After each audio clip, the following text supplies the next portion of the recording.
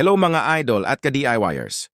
Marami nagtatanong sa akin kung ano kasama ng DIY kit na Type-C port, DIY emergency lights. Pasensya na kayo kung hindi ko nasasagot ang mga comment nyo.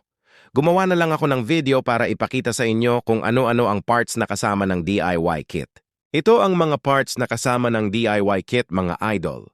At ka-DIYers, receptacles, junction box na may butas na mga idol, LED bulb, LiFePO4 3.2 volts battery, 6,000 mAh, brightness controller module, charger module board na may kasama ng LED para sa charging at full charge indicator, BMS battery protection board, Type-C charger port, at syempre mga idol, at ka-DIYers may libre ng wire para sa wiring.